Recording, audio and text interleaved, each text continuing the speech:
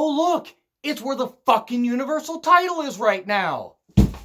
I'm John Ritlin. This is an Extreme Rules 2019 review/rant. I wasn't going to turn this into a rant, but thanks, Vince. You fucking proved that you don't give a fucking shit about any of the fucking fans. Good fucking God! Yes, turn down your volume where applicable. Okay, I'm sorry. I am livid. And here's why I'm livid. Because the show, while it wasn't extreme, and I will get into this stuff, don't worry, this might be a bit long, so forgive me. This actually wouldn't have been so bad. There were some bad parts, there were some good parts, there were some shitty parts. I'm gonna get to the shitty parts. Besides the ending, don't fucking worry. But let's calm down a little bit. Let's calm down, even though it's really hard for me to calm down. Let's calm down a little bit, folks. Why don't we? Because Vince sure as fuck wants us all to calm down. He wants to make all the fans mad. The ratings are going into the goddamn toilet. Let's give it to a guy that only came back to the company because his little tummy hurt because of diverticulitis and he couldn't hang in the UFC anymore. No, he had to come back to WWE, and then he is now the biggest superstar they have, and by God, they got a roster full of people that are nothing. You can't use Drew right. You can't use so many other people right. Nope. Let's just fucking give it back to Lesnar. That's gonna fix everything, isn't it? No, it's not gonna fix everything. But let's get on with the review. By the way, the Derb was at Without a Cause indie show, and I hope Derb had a whole lot of fun. So, yeah, I'm not gonna lie to you guys. I'm really pissed off for a lot of reasons, but the main reason is we are back right at what we were, like, right at WrestleMania, or right before WrestleMania. Where now the TV is going to be the absolute same, even with Heyman in charge of Raw, Bischoff in charge of SmackDown. In theory, though, Vince will still have the final say, and you can tell with what they fucking did here. But anyway, let's get on with this. One, it was Charlie's birthday. I hope that Charlie Caruso had a happy birthday. Not that she'd be watching this, but boy, she looked great, and she was getting a lot of birthday love, and that is fantastic. I like Charlie. I think Charlie's fabulous. And then we get Kevin Owens backstage talking to Kayla. Well, you can't have Extreme Rules without Kevin Owens. Apparently, but whatever. Okay, Kevin Owens is there. I wonder why. They added 2 matches, by the way, the day of the show. And we're going to get to one, actually, but we had Baron and Lacey. Lacey says, you will not use my teapot to crack anybody over the head with. To be honest, that might actually help the match a bit if they had used a teapot. But anyway, we get Shinsuke Nakamura and Finn Balor for the Intercontinental Championship, or the Inter-IC title. Look, I'm glad that they're furthering this feud, and after Nakamura beat Balor, I totally understand why they wanted to have this match. But you should have had this match at SummerSlam.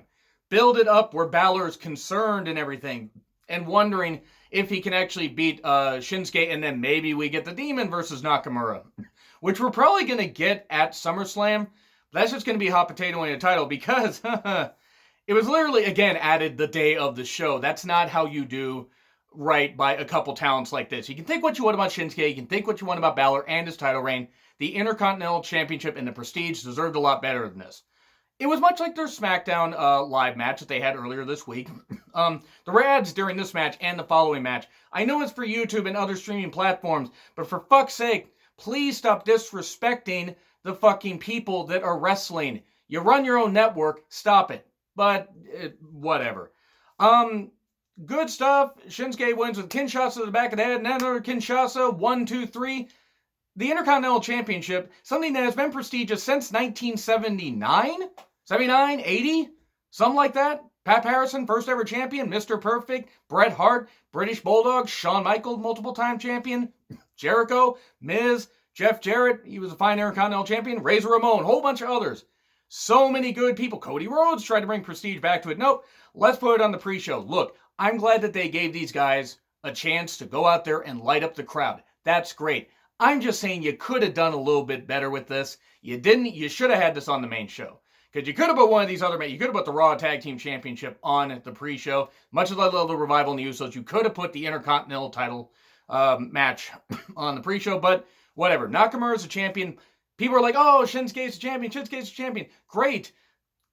People seem to forget that he won the U.S. title from Jeff Hardy at last year's Extreme Rules. Anybody remember what happened with Shinsuke when he was, the United States champion of Knock America? He held it for about 5.5 goddamn months and didn't do anything with it, and then won it back from Rusev, held it for 2 days, lost it to R-Truth. I'm serious. That's actually something that happened, in case you forgot, because it was only a number of months ago. I like Shinsuke. I like Finn. I just think they should have been used a little better. You could have gotten more mileage out of this.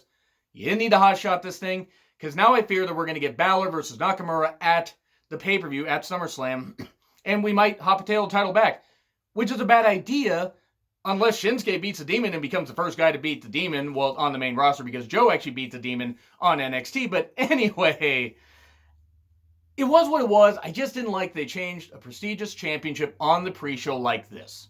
I just didn't like that. I get why, but I also didn't like it. These guys tore it up, even though it was a short match. And then we get New Day stacked. Big E was the chocolate filling in this Oreo. Have fun unseeing that. I'm trying with the jokes, because I'm not in a very good mood. Have you been able to tell that?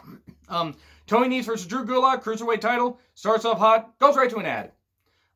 There was a cool 450 splash. The knees of Tony Gulak is what Nigel actually said at one point. Nigel's a really good commentator. Nigel and Morrow are like the two really good commentators. I would put Vic Joseph right below them. And then Tom Phillips. I'm sorry, I'm putting Corey Graves pretty far down at the bottom because he's a freaking atrocity. I don't care if he's being overproduced. He's bad. He does not need to be on multiple shows. They also need to eliminate the three-man commentary team. Three-man, three-person commentary team. Except for WrestleMania. You want to do that, that's fine. You want to do it for the Big Four, that's fine. You don't need to do it for the pay-per-views or the TV. You don't need to. I don't care how bloated your roster is. You don't need to overbloat your commentary team. But anyway, there were some nice exchanges, nice powerbomb, bridging powerbomb. Well, sort of 1-2. Gulak did not get the win until he hit the something cyclone something or other. I don't watch enough 205 Live to really know, but it's an impressive move. Drew Gulak retains in a short match, but it was decent for what it was. Gulak does retain. Derb, by the way, won the predictions by 1. We got a couple things wrong, but the ones we differed on, he got more right than I did. And then we get to the main card. We get a weird wheel intro going around a whole bunch of stipulations. Spin a wheel, make a deal, return confirmed. Coal Miner's glove on a pole match. Wait, that was Coal Miner's glove on a... No, it was Coal Miner's glove match. It was on a pole. Oh, boy. That was before Russo came along. They did a lot of pole matches, by the way, before Russo was kind of given the whole thing of being the man with the pole stipulation. Gross. We get a woman in black and white with bright red lips. I don't know if that was Lacey. I don't know who that was. Whatever. It was cool. Hey, at least they tried something different. And then we start off with Roman Reigns and The Undertaker versus Shane and Drew. No holds barred match. It's a tag match. No holds barred. Not the movie. Using copies of No Holds Barred. Having Tony Lister appear there. Who was the president in The Fifth Element, by the way? No, I'm serious. The guy that played Zeus was the president in The Fifth Element. Can you believe that? I fucking can't because I always forget it. Guy was great, though. And I recently watched a match with Zeus against Abdul the Butcher in Puerto Rico in 1990. It was as bad as you would think, except it was worse. But I digress. I'm sorry. This match was shit. It was shit. I did not expect much from it. Why are Reigns and Undertaker teaming up? Hey, I retired, you dead man. I said this was my yard. Now we have respect a couple years later. I know the Taker wanted to wash the taste out of his mouth of what happened with Goldberg. I get that. Okay, cool. But this was flashing back to the Attitude Era. The Attitude Era has been dead for 18 motherfucking years. Get rid of this Attitude Era shit. I'm sorry, I'm not saying that legends like The Undertaker and others do not have their place in wrestling. I'm not saying that. But Undertaker has damaged his legacy with match after match after match after match after match. Now, this was not nearly as bad as what he did with Goldberg or what he did with Reigns or even other stuff that he's done. That match with Cena was what it was. But this was not good. I'm sorry, it was not. Now, people can enjoy it. I know there were people that did enjoy it, and that's fine. But you did get the fans change. Shane's a pussy. That was nice because it was like a flashback to 99 and 2000. That was pretty cool. Here comes the big dog. We hate Michael Cole, by the way. I know that he's doing his job. He's bad at it, and I can't wait for Michael Cole to retire. I'm sure he has a passion for wrestling. I have a passion for not having to hear his whiny fucking voice anymore. I'm sorry. WWE has all the resources, all the talent, all the mainstream publicity, all the resources, all the TV time, the money, everything. and they will do a haphazard show like this that was fun at times. It wasn't extreme by any stretch of the imagination, but my God, it was fun. I enjoyed how fun it was. I liked it at times. I did not like this, though. Philly, of course, pops for the Undertaker's dong. It was a basic match for a while. Boy, it's a good thing they add the no-holds-barred stipulation so they have a basic fucking match for about 75% of it. And then, I think Renee said at one point something like, Shane's fucked. Okay. I mean, I don't know if she exactly said that. I kind of had to rewind it back and couldn't quite tell. If she said that, please let me know in the comments if she did. Boy, no holds barred, my ass. This was a match that was dookie, and if you know what that means, I'm sorry that I gave you no holds barred flashback, except I'm not. The movie was shit. We then get Elias coming here and hitting Undertaker with a guitar when they're outside, and then we get a little bit of a beat up thing, and then Undertaker gets put through the announcer's table, and then a coast to coast by Shane. Shane is going to die in the ring doing that, and I don't want to see Shane die. I'm sorry. I don't like Shane. Shane should not have been featured as well as he has been up to this point. But no, he is going to die doing that move. He's not even, he couldn't even really do it in 2009 before he left for like 6+ years. He does not need to be doing that. He's almost 50. Drew deserves better, far better than this. There was this spot where Undertaker comes, cleans house. You know, he sits up and looks at Shane, everything, and does that, does the whole sit-up thing. They do this, and, Taker clears out everybody, and then there's this visual where he does this, and then Drew rises up behind him. So we're getting that match at SummerSlam, a match that is about 9 years too late. I'm sorry, it is. They faced off, I think, in 2010. I want to say they did. No, I don't. Sure, Drew's gonna beat Undertaker at SummerSlam. Okay, what's that gonna accomplish? Oh, he's gonna beat a legend. He's gonna beat a guy that is a legend only in his own mind at this point. And I love Undertaker. He's in my top 10 favorite of all time. But he is not. He's not a legend anymore. He's a freaking husk. He's a goddamn. He's literally a dead man. He is literally just a shell. Not even a candy shell. Not even a Reese's Pieces shell. God damn, I want Reese's Pieces right now. But anyway, Shane should not be doing that diving elbow through the announcer's table either. Good God. And then we get a coast to coast. Like I said, we get Roman spearing Drew, and then we get a tombstone to Shane. Shane takes the pin. Show respect at the end. Cool. Okay, whatever. This didn't serve any purpose. I mean, Shane got beat by the Undertaker. That's the first. That's one of the first losses you're going to give to Shane in a while. Is you're going to give it to Undertaker. Somebody doesn't benefit from it. You could have had Roman do it. Why do I feel the end game is going to be Shane beating Kofi for the championship? Why do I feel that's going to be the case? Get rid of the wild card rule, please, so we don't have to see that. I mean, then again, Shane's on SmackDown anyway, so it doesn't really matter. But we're the authority. Oh, we then get ads multiple times for a Raw reunion where a bunch of old guys are going to be back on Raw. Hooray! Nostalgia. I know it sounds like I hate the fact that the legends are getting love. That's not it. Other companies do it. AEW's doing it with Jericho. By God, Jericho should not be in the ring anymore, even though I get why. And New Japan uses their legends a lot, and so do other companies. I get it. But you can't keep looking to the past when you have the present and the future right in front of your fucking face. You don't know what to do with it. Because you're being written and produced and decided on. Everything's being decided on by a 75-year-old man that has the brain capacity of Vern Gagne now. Vern Gagne has been dead for about 4 years. I'm not very happy with some decisions. Can you tell? Now, I did not like that match. I like the pre-show matches for what they were. I did not like this match because, it's Attitude Era, it's fun, or whatever, it's this kind of stuff. If you guys found it fun, that's fine. I didn't. But yeah, Sarah Schreiber interviews Becky and Seth. They're dating. I know. How could we have been able to tell with the subtlety that they've been hitting us with like a freaking sledgehammer to the head? And then Triple H just, beat Booker T again because people like him can't be champion. But then the Usos versus the Revival. A good match that we've seen before. It was still well wrestled. I give them credit. Corey and Renee bickering on commentary. You need to cut Corey off of commentary.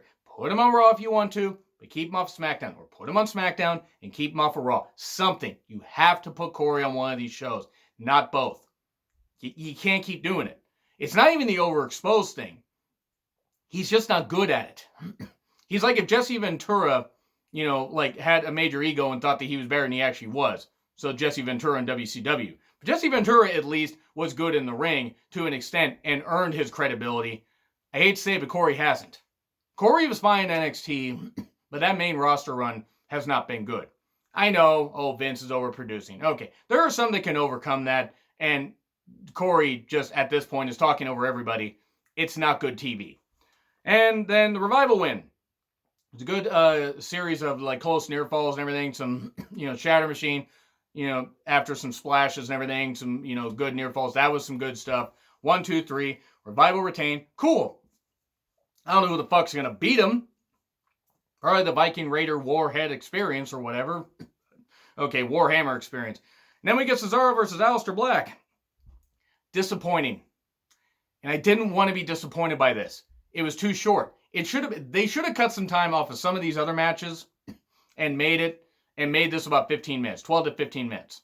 Because Alistar and Cesaro could have had good chemistry. Cesaro's just every bit as good as Alistar in the ring. I want to say that much. I mean, people praise Alistar, and I praise Alistar. Cesaro, criminally underrated. I mean, even though some people have sung his praises. He is really, really good at what he does. But anyway, we don't put the creek in Alistar Black's entrance. Why does Vince insist on ruining things? Does he actually want his company to die? I think he does. I think he does. But then we do get a "This is awesome" chant. There were some good exchanges, but at times the crowd was a little flat. Like I said, they did break out the "This is awesome" thing. It got a little bit better at the end. There were some flashes of good stuff, but it felt like they were trying to cram too much in to a short time. Black Mass, 1, 2, 3. They put over the Black Mass as a big finisher. I like that. Put over your stuff as big finishers, and maybe people will buy into it. And not just WWE, but other companies as well. You got to put over those finishers. Anyway, we then get Truth and Carmella looking for Hornswoggle, aka, bottom line is Cesaro and Alistar should have been longer. But anyway, Truth and Carmella looking for Hornswoggle, aka Drake Maverick, and then Alexa and Nikki, and more stuff. And they're gonna be co-champions. The Street Profits are like kind of mocking them and laughing at them and everything. And I like Angelo Dawkins and Montez Ford. I should not like this gimmick. I should not, but I do. They are really good. They are very, very talented. Angelo's a veteran, and not that Montez Ford is like somebody's like a young up and comer. I mean, he's a young guy, but he obviously knows what the fuck he's doing. He is the Flash and everything, and Angelo's pretty good too. I think Angelo's pretty underrated, but they kind of make fun of them and then do a little comedy and whatever. And then we get the Bayley versus Alexa and Nikki Cross. This is where the brakes were hit and it went from 80 to 0. This was bad. Alexa's been battling an illness, a sinus infection. Hopefully she's okay. I can totally understand what it is to deal with a sinus infection. I have allergies, been sick. I know what it's like. Lost 30 pounds when I had the super flu. That super flu that was going around a couple of years ago. I get it. It's rough. But that being said, I didn't care for the storyline they were doing to Alexa and Nikki because it's not good. Oh, what if Alexa's playing Nick or Alexa's being played by Nikki? Okay, great. They still wasted TV on this because it's not interesting to me. If you guys find it interesting, that's totally fine. This did not benefit Bayley. When it was Bayley and Nikki, it was fine. When it was Bayley and Alexa, sorry. Alexa just should not be wrestling. She just shouldn't be. Not because she's a woman, just because she's not very good. She's like made of glass. And wrestling is not ballet, but if she can't do it, she should be a valet. She should be a valet, talk show host, that kind of stuff. Because she's got a really good mouth on her. She can talk people into hating her and into hating anybody she manages. But anyway, when it was Bayley and Nikki, that was fine. Bayley retains. Thank fucking Christ. Get her a few days and complete ass. Those of you that are fans of Bayley, please stop thinking about her ass. You stop that right now. I run a clean show. I don't. No Sasha. Ha! No Sasha. All the fans that were thinking that Sasha was going to return. What do you want to bet that they actually were trying to get Sasha to return and she wasn't going to? I don't know. Maybe her weave ended the contract negotiations. But anyway, yeah, no Sasha. That was hilarious. We then get Lashley and Braun, last man standing match. 100% better than I expected. Still, I don't want to say it was match of the night by default. Let me say that much. This was not as good as Stomping Grounds, where, of course, WWE talents kicked ass and took names. The ref waited until they got in the ring to start the bell. It's a last man standing match where you can go all over the goddamn place. Just start the bell when they're fighting. Just do it. Just start the goddamn bell and let them go fight up in the merch stand and everything. And then into the fans, where I think is Funaki okay? Is the Chinese commentary okay? Is everybody okay? Because the foreign commentary teams had to scatter because they fought near where the foreign commentary teams were. And that was some pretty good stuff. And, there was, of course, some good table spots and whatever. And then into the crowd, a big old power slam through this, particle board partition thing where Braun and Lashley fell through this thing. And obviously it was a soft landing, but it looked like, they were both going to get counted out. And then Braun punches through all this, particle board, balsa wood, whatever. And he survives. He wins. I enjoyed it because it was two big lads hating each other. And, hey, they made me care more about this feud than I thought. Lashley, of course, failed because he did not send Braun to the morgue like he said he was going to. It was good. It was a match of the night. Co-match of the night was Heavy Machinery versus New Day, Brian and Rowan in a triple threat match for the SmackDown Live tag titles. The problem is the winners. And I get why they did it, but I also don't get why they did it. There were some nice dives. Big E needs to stop doing the dive. Please stop doing the goddamn dive. Nice superplex by Big E to Rowan. And then you had Brian do a diving headbutt. Get the label lock on. And channel a little ZSJ where he's trying to trap all the limbs and everything. So Big E can't get there, but he can't get the rope break because it's triple threat, no DQ. But then he manages to get out of the ring somehow. Using his massive quad to just move his Big E meat all over there. I don't know what I'm saying anymore. This, we then have Big E and Brian. Big E caught Brian out of a power slam, or caught him, and then did the Midnight Hour. And New Day won 1, 2, 3. Heavy Machinery did some spots, but felt kind of like afterthoughts here. They were factored in one near fall after the compactor, but by and large, Heavy Machinery kind of felt like afterthoughts here. You probably could have just gone with New Day, Brian, and Rowan, and it probably wouldn't have been a miss. And I feel bad about that, but they really weren't needed here. Heavy Machinery, that is. And then we have Ricochet and AJ Styles there, and then Gallows and Anderson attack Ricochet before the bell. And then there's more bickering among the commentary. Great. That's what sells fucking pay-per-view. It didn't work in WCW. It doesn't work in WWE. It doesn't work when any commentary team bickers. Good God. But Styles and Ricochet, U.S. title. Gallows and Anderson at ringside. Okay, whatever. Styles grounds. Ricochet does some dives.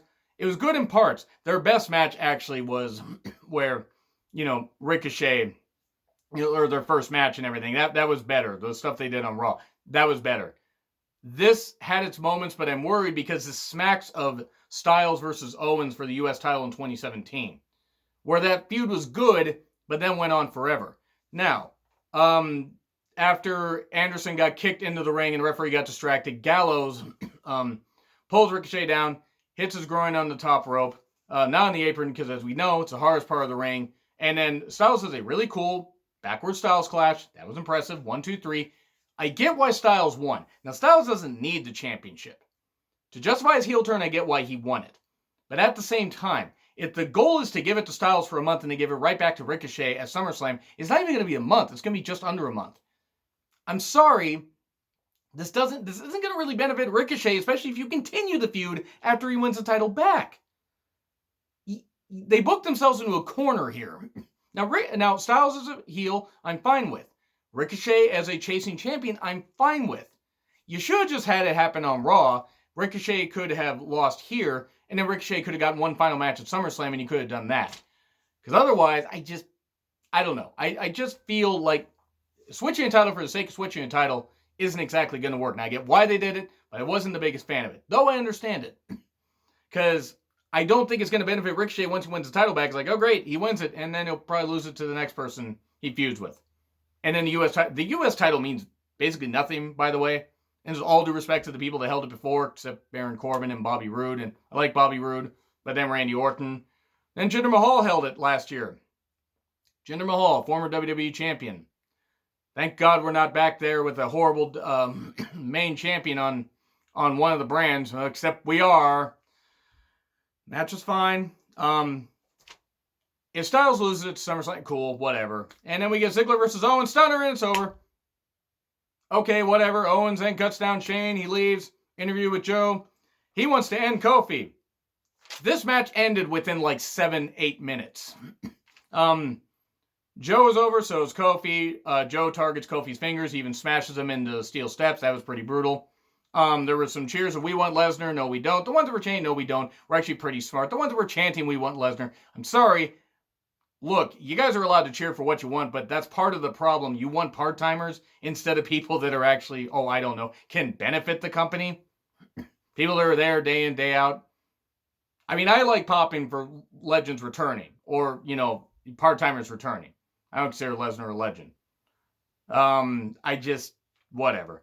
But Joe did get a couple near falls, but then in the end, Trouble in Paradise, I don't know where 1, 2, 3. Great, they made Samoa Joe a fucking jobber. He ain't getting another shot at SummerSlam. Like, what? Why? You did all this build-up for that? I know the pay-per-view was running long anyway, and that was the problem with Fight for the Fallen, by the way. I was just as critical of Fight for the Fallen running long as I am with Extreme Rules. And then we get Seth and Becky. Sethy Rollins, I believe, or Sethy Rollins, I believe is Derb calls her, or called them, versus Corbin and Lacey. Winners take all mixed tag Extreme Rules match for the Raw Women's and Universal titles. Let me say this. If it was either champion got pinned, that title would change hands. I would have been happy with Lacey winning.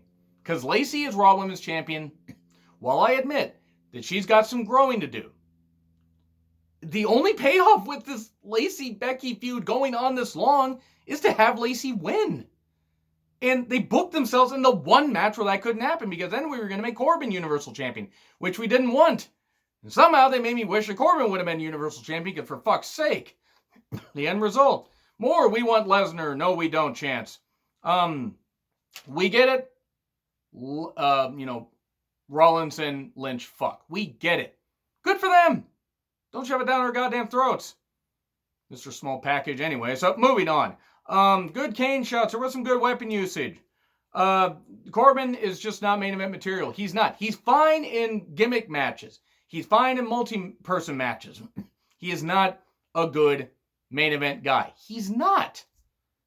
People say, he gets real heat. He gets real heat and this kind of stuff. It is not that interesting. So, we then get some chair usage. We get Becky botching a bit with a chair. It even hits her in the face. Becky is capable of botching. Everybody's capable of botching. But as much as I love Becky, got to call her out on this too, just as much as anybody else calls Lacey or other people out. Lacey apparently had a busted tooth. That's terrible. Hopefully she gets that fixed. A very nice moonsault for 2. That's how you do a goddamn moonsault, Charlotte. And Charlotte's really good, but she's going to snap her legs doing it the way she does. Table setup. More Canes. Double chokeslam by Corbin and Lacey. That was pretty damn cool. And then we get splashes through 2 tables. Woman on woman, man on man action. Wait. And then end of days to Becky. Pop for that. Gotta admit.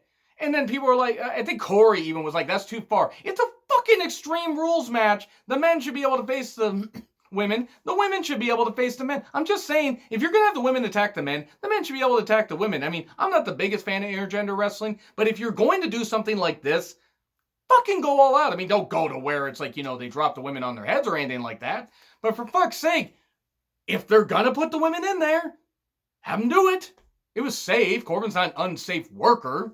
And Becky took it like a champ, because she is still a champ. Because Rollins saw that. And Rollins hit Corbin over and over with canes and chairs and stomps and won. And then Lesnar comes out and just fucking ruins the whole goddamn motherfucking thing. Fuck Brock Lesnar. Fuck the people that think that he's a good goddamn draw. He's not a good goddamn draw. Vince, I really, really think you want your goddamn company to die. You can take it and throw it in the goddamn trash. Will I still be watching WWE? Yes, I will still be watching WWE. You know why? Because I'm not going to be driven away from rooting for the people that I goddamn like. I survived 1995. I survived the Dark Ages. I survived the Monday Night Wars, even through the bad periods, like a lot of WCW, and like 1999 WWE, which, while creatively bad, it did have a lot of good characters. I've been through the peaks and valleys of all kinds of wrestling. If they think they're going to chase me off, that doesn't mean I'm not going to be angry. I've said I was going to tamp my anger down. I may be a lot more angry now because Lesnar is Universal Champion. So we've just gone right back, erased everything that we've done from WrestleMania on. Rollins feels like a goddamn joke. Becky's still champion. Hey, Lacey will get her shot. Maybe move Lacey to SmackDown at some point in the draft. Have Lacey beat Bayley. Move Sonya to Raw. Have Sonya beat Becky. You can make this stuff work with the women, because you sure as fucking gonna make it work with the men's division. The main event division on Raw is dead. Main event title picture, dead. Universal title, dead. Because you're just, Lesnar sign up for more appearances. He'll appear. Unless he loses at SummerSlam and then goes the fuck away forever, it's not beneficial. It's not helping anybody. No one benefits from having that frickin' money-hungry dumb son of a bitch who is right to get all the money he can, who's banging a fucking ugly-ass dumb cunt, and that's what Sable is. I'm always going to take a shot at Sable. They're happy together. Great. They're both money-hungry cunts. I don't like them. But whatever. Lesnar's getting his money. Great. Am I getting worked into something because it's wrestling, it's supposed to be entertainment? Sure. This isn't entertaining to me. You need to make your program matter. Lesnar does not help that. He hasn't been moving the goddamn ratings needle. The ratings keep falling down even when he's on there. It's not working. Vince needs to realize that. I don't think Heyman and Bischoff are going to do all that much good. D. I'm giving a D to Extreme Rules. Yes, partially because of that ending. I knocked it down about a grade and a half. I was ready to give this about B minus, C plus, something like that. D. And I don't fucking care how biased, how petulant I sound, because I am a 38-year-old wrestling fan who's been watching for 34 goddamn years. I am sick of seeing wasted potential, and that's what they're doing here. By going back to Lesnar, they are cutting off the legs of so many talents. It's no wonder that there are some people that want to leave. I just want companies to succeed. Impact to Ring of Honor to WWE to AEW to New Japan, any goddamn company of any level. I do, well, except all the deathmatch wrestling. Sorry, I don't want it to succeed because deathmatch wrestling is not real wrestling. Anyway, there might be a poll up there. If there isn't a poll up there, please leave in the comments what you think. Yeah, I'm goddamn pissed. I will be watching tomorrow, though. Anyway, I am John Ritlin. See you soon.